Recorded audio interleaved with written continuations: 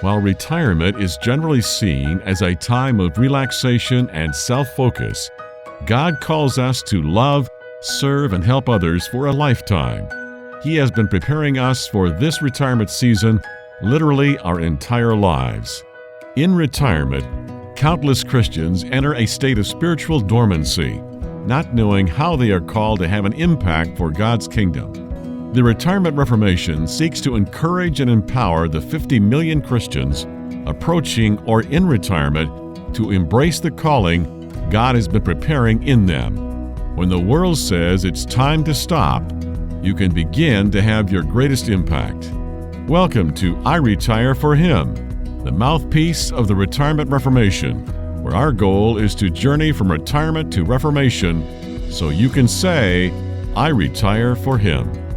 Reaching out to the 50 million Christ followers in America who are approaching or already in retirement, you've tuned into iRetire4Him, the mouthpiece for the Retirement Reformation. I'm your host, Jim Brangenberg. Of course, I'm always joined by the founder of the Retirement Reformation, Bruce Bruinsma. Check us out online at retirementreformation.org, retirementreformation.org.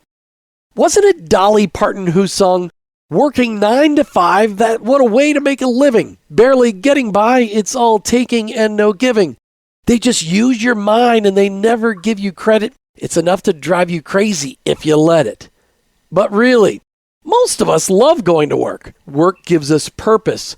Work paid for things that we love. Work provided for our family. But now you're thinking, I have a different perspective on my work. I'm over 60 and work has taken on a whole new role in my life. Well, welcome to iRetire4Him, as today Bruce Bruinsma and I start a 3-part series on working after 60. We're going to take 3 different approaches in the podcast over the next 3 weeks: having to work, wanting to work, and volunteering. Since we all know that retirement isn't biblical, we hope this conversation helps you determine how to best serve your local community in the years following 60. Bruce Bruinsma, welcome back to iRetire4Him.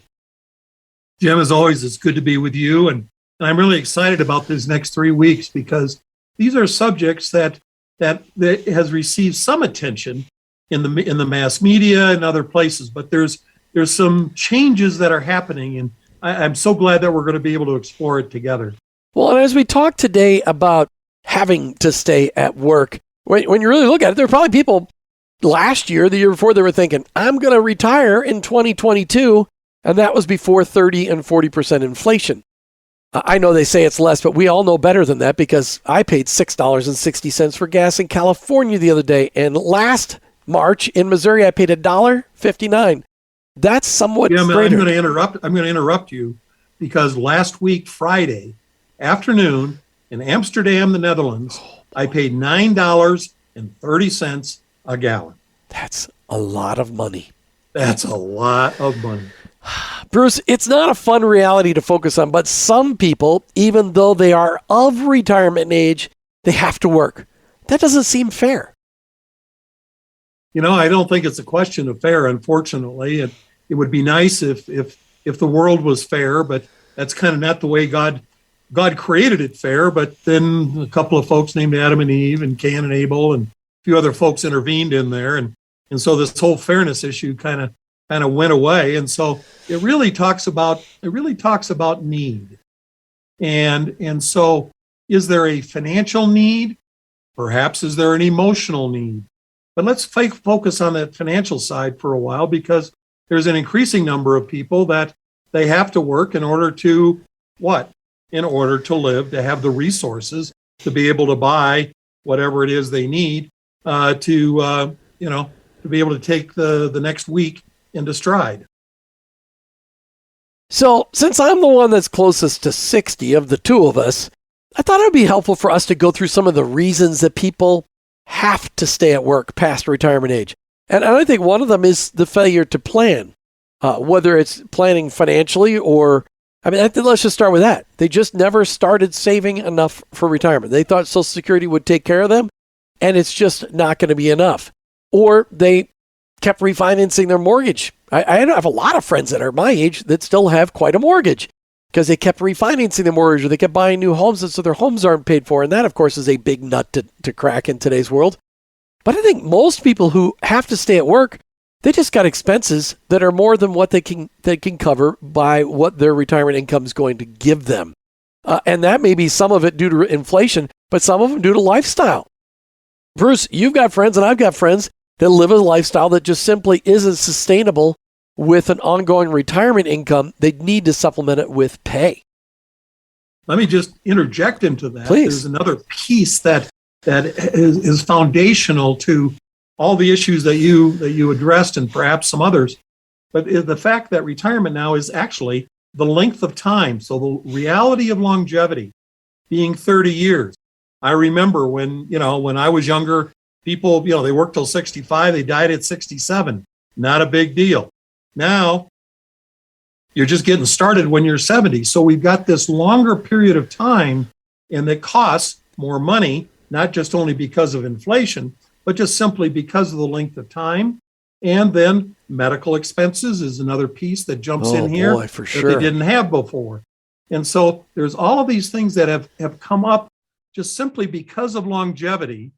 And then when you put that in conjunction with the lack of planning, man, that's a pretty serious set of issues to try and address. Yeah, it is. Absolutely. I think one of the questions I want to talk about is, okay, so we have to work. Okay, that's what the focus is today. Working after 60, we have to work. But do we have to keep the same job? And I think the answer to that is absolutely not. As a matter of fact, one of the great hidden benefits, if you wish, of COVID is that there is, every place I look, there are signs of wanting to hire people. And so you have an opportunity to be able to make some adjustments in what you're doing. It may be adjustments as is reducing the number of hours that you work because you don't need to work 40, or a place where, in fact, you can get additional pay for what you do. Third, it may be a place where it's just more fun to work. And so even though you have to, you put that overlay of blessing on it. And there are some hidden benefits that we may not otherwise acknowledge. The hidden benefits. And I think that, if you're going to have to work, you really ought to make sure your place where you're working is a place where you can't wait to go every day. And I think that, sometimes people stayed in a job for 30, 40 years because they don't like change. But if they figured out, well, if I got to stay somewhere for another 10, I want to go somewhere where I love going to work every day. What were some of the reasons that your friends, Bruce, kept for having to work well past 60? Because you've got friends that are in their 70s and their 80s and their 90s. What were some of the reasons where they kept working? Why? Well, let's break this into a couple of different categories. Let's keep it to the having to work category. I understand. Okay. But in that having to work, I think there are some different categories.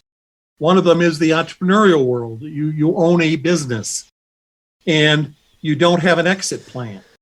And so you just simply haven't planned that way. You may be financially okay, but in fact, you want to see your business continue, or it needs to continue for whatever the reasons.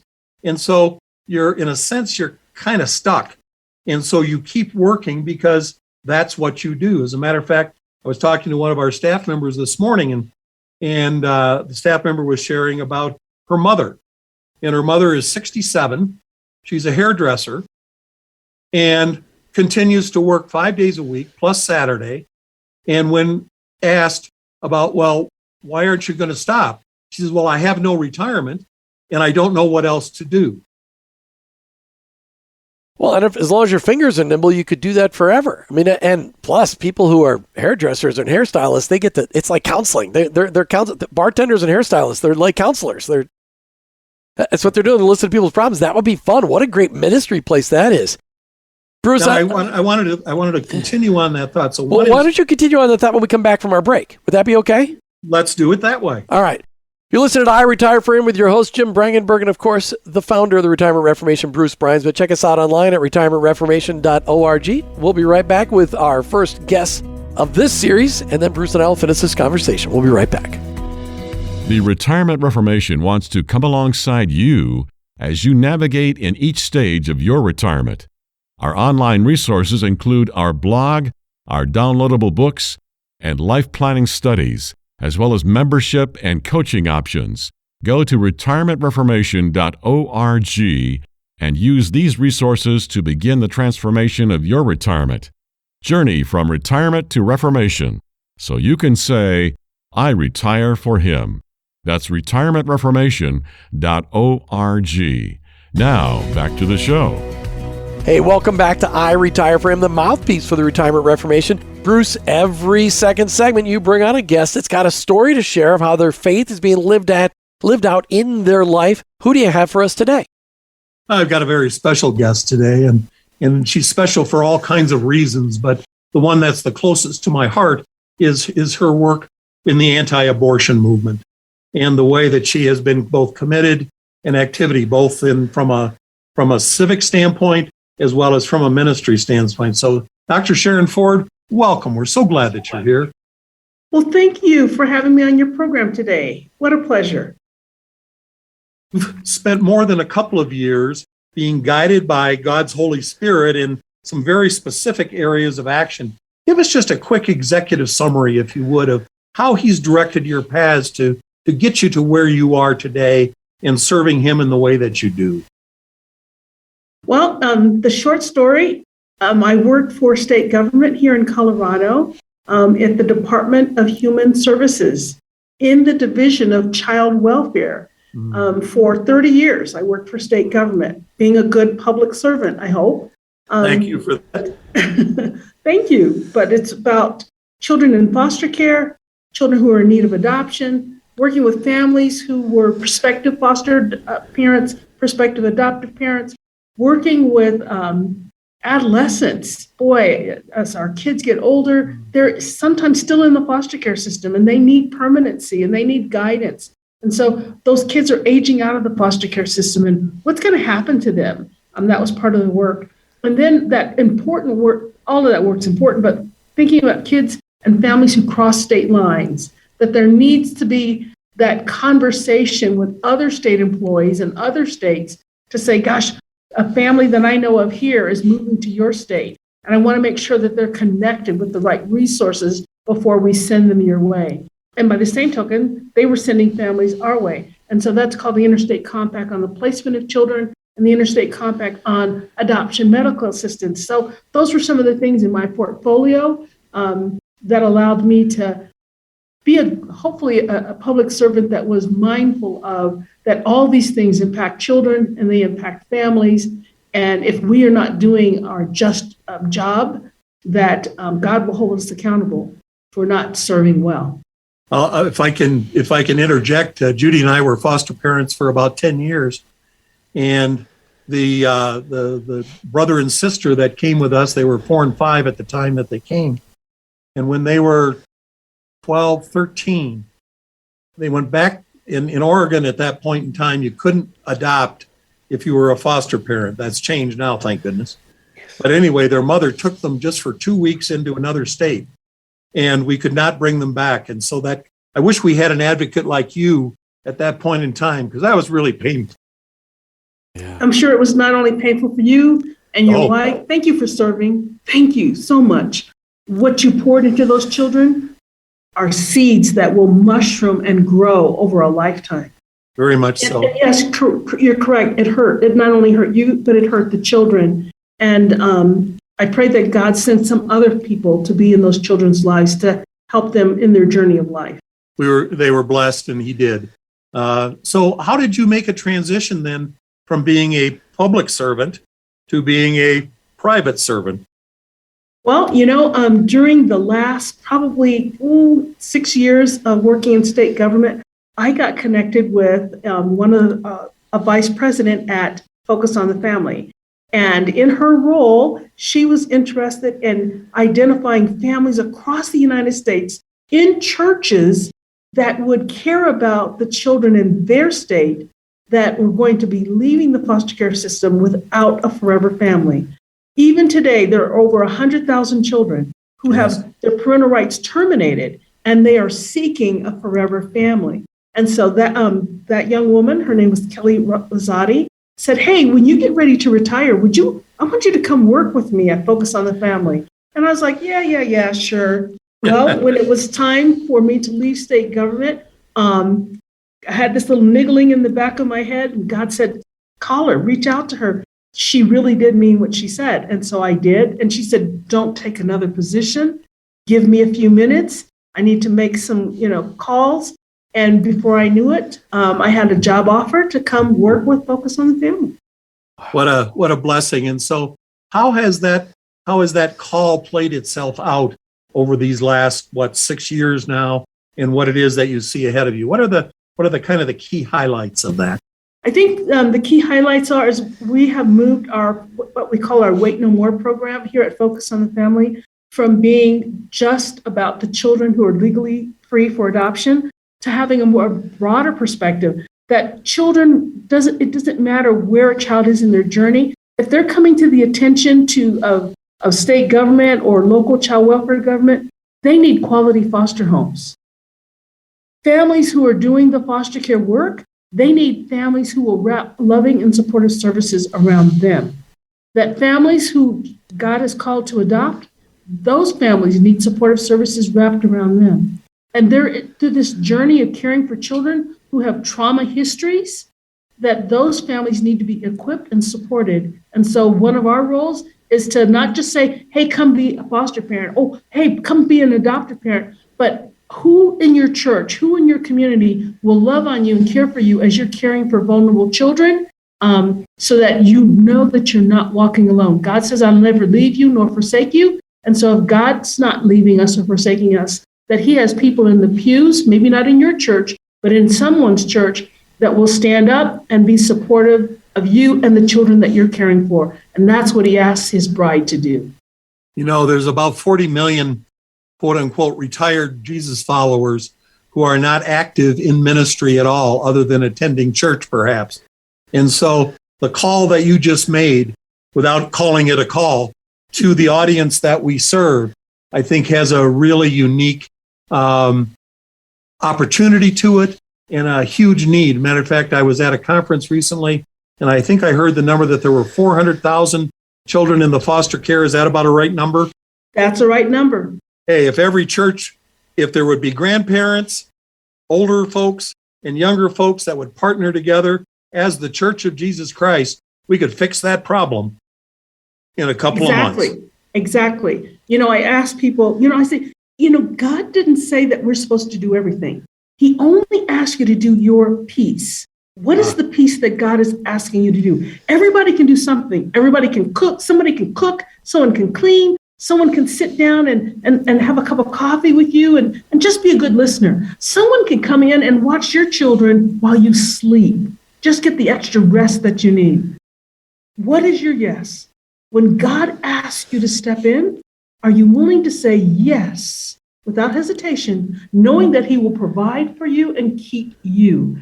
And when you say yes to him, boy, what a difference that makes in the life of that child that you're touching, the life of that foster family, that adoptive family. Boy, everybody needs help and support. And you're right, there's a population of people who could step in and make a difference today. They don't have to have special training, special equipment. They can serve. They can serve with a servant's heart. Dr. Sharen Ford, we thank you for your life. We thank you for your ministry. And Jim, do you have a question? I got two questions because one of the things, I know. Well, this is a very touching spot to our lives. Martha and I had two foster children, one of which we got to adopt, and is now my grandchildren through my foster daughter. My adopted daughter is graduating from high school in a couple of weeks, and all of my kids are now fostering. But it's a battle, Sharen. They're in 3 different states: Minnesota, Florida, and Missouri. In Florida, foster parents don't have to battle the system near as much because the system is very clear to make kids available for adoption as quick as possible. In Missouri, my kids are so frustrated they want to give up because the system is just so messed up. I mean, and my kids in Minnesota, they live in Minnesota, they knew what to expect. How can we speak encouragement into potential families, no matter what their age is, to get involved, because the system at times could cause aggravation? Something that I've learned the hard way is that if it's too easy, people don't pay attention to it. That friction, it grows muscles. And as you grow that muscle of advocacy, as you grow that muscle of prayer, God will see you through. Because if you give up when there's friction, you're going to give up when that child has friction in your home. I don't want you to give up. I want you to trust God and to lean into Him and to keep moving forward and to ask for help. You can contact me at Focus on the Family, and I'll be your encourager. I'll remind you that God's called you to do the work and that He will keep you in the work if you trust Him. I'm giving all three of my kids your name. All right, so last question. You're over 60 and you retired and started a brand new career. Can you imagine anything more wonderful than what God has for you in this next stage of life? No, I can't imagine. Because, see, this stage is a rich stage. He told me that He would keep me as long as I did what He asked me to do. Do my knees hurt some days? Yes. Do I get tired maybe earlier in the evening than some young person? Yes. But every morning, His mercies are new. Amen. Every morning, He reminds me of what He's called me to do. And He outlines my steps. And I'm like, God, I'm just trying to be obedient to You. And as long as I'm obedient, He's going to provide. And that's what I trust Him to do. Dr. Sharen Ford, thanks for being on iRetire4Him today. Really appreciate it. God bless your so work much. and may it continue. Thank you so much, gentlemen. We'll be right back with more on iRetire4Him, talking about working past 60, having to work. Every iRetire4Him show goes so quickly we don't often get to remind you that there are two resources you should be checking out right now. I recommend that you get a copy of the Retirement Reformation book and the iRetire4Him book. Retirement Reformation focuses on the mindset and behavioral changes needed, let's just say paradigm shifting, that is needed to live out your faith in retirement. iRetire4Him is focused on many of the ways you can put your faith into action by investing your life into others in your retirement years. Get both at the Retirement Reformation website in the bookstore, retirementreformation.org. That's retirementreformation.org. Hey, welcome back to iRetire4Him. As we talk today about working past 60, having to go to work. Bruce, you had a comment you wanted to make right before the break. Go ahead. Well, I was just kind of breaking it out into some different categories of one I mentioned about the entrepreneur who is really kind of trapped and so he has to continue to work, not necessarily for financial reasons, but for other reasons. Then secondly, you have a senior executive in a business and they have not adequately planned for succession, just kind of like on the entrepreneurial side. And so from a board standpoint, they're kind of stuck. They don't know what else to do.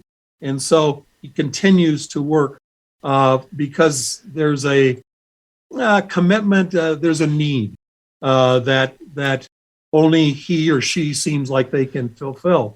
Then you've got the middle management type of job and worker where they just simply need the salary.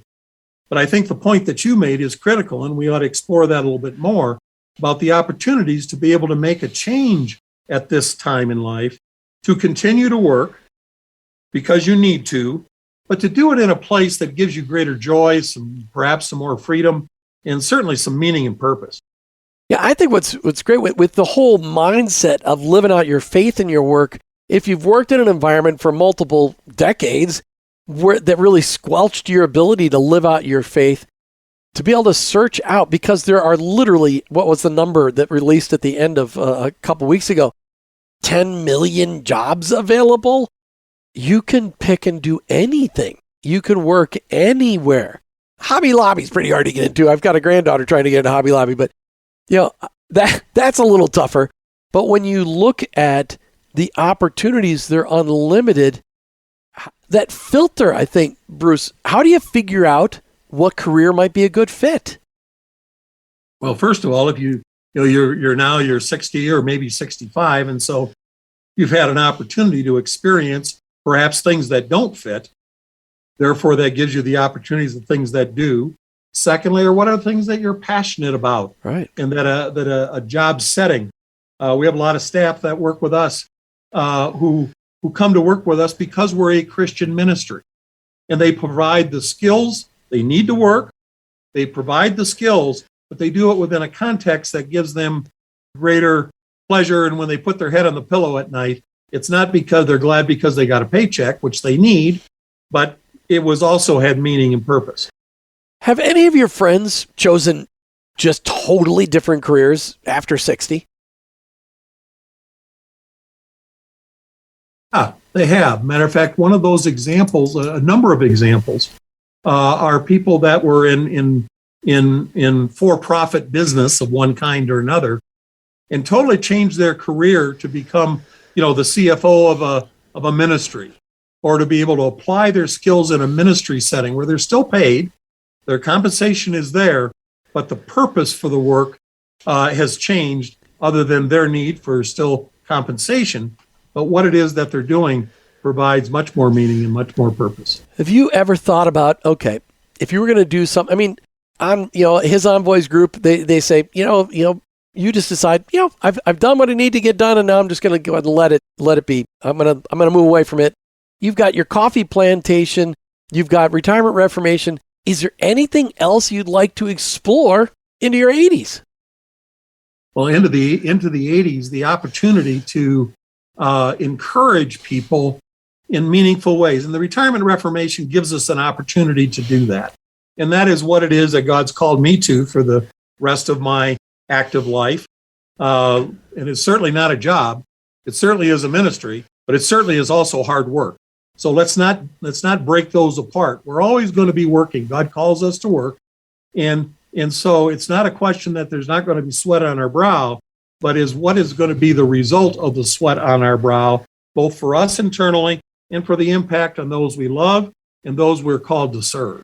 Yeah, I've often thought about, I could be a handyman. Over the last 40 years. Well, you do a good job of that. You're fantastic. I'm thinking, maybe I could help other people, and I don't need to make a lot of money because I don't have any debt. I thought that'd be kind of fun to do. I also had a car dealership in my 30s and my 40s. I've thought about going back and doing that, but now that the car market has been destroyed by the government complex, I'm not sure whether that's a good idea.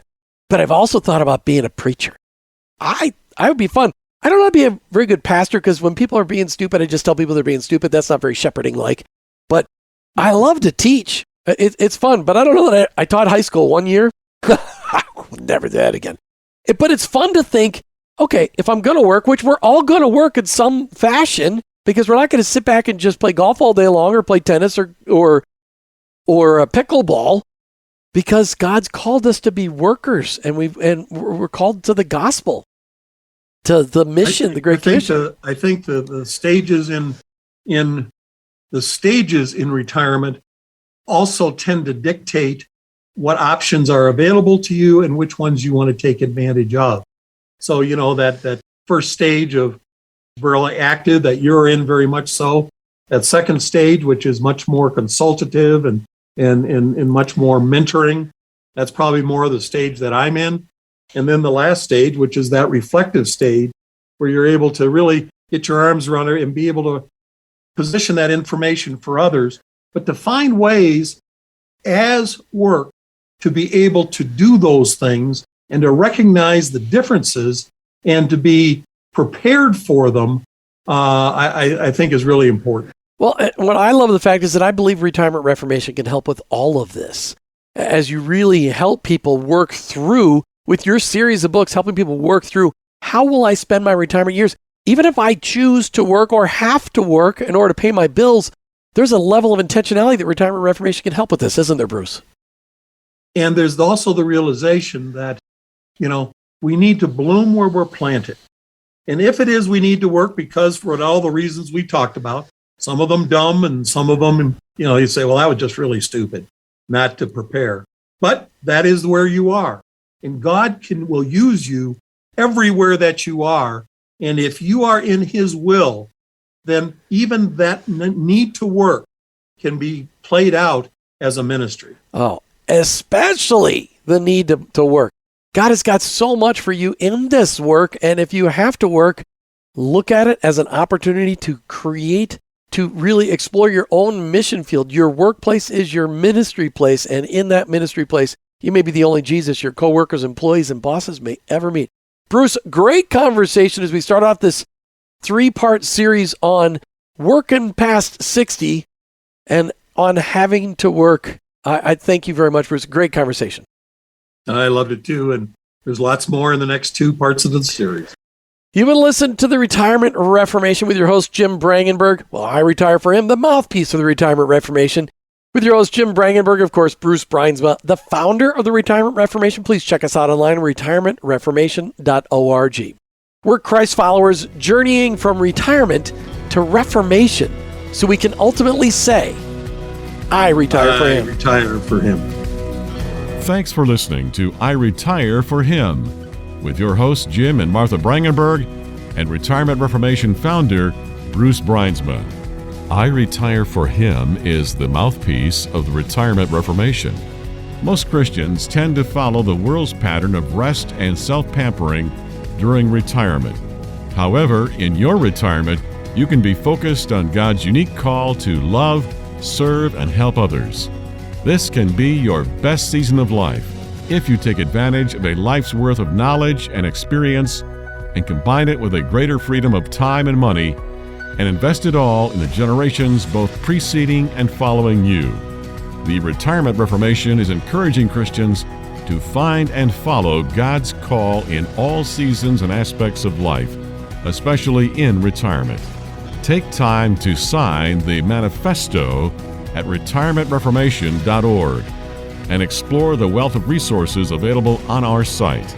Join this movement of God and journey from retirement to reformation so you can say, I retire for Him. Go to retirementreformation.org.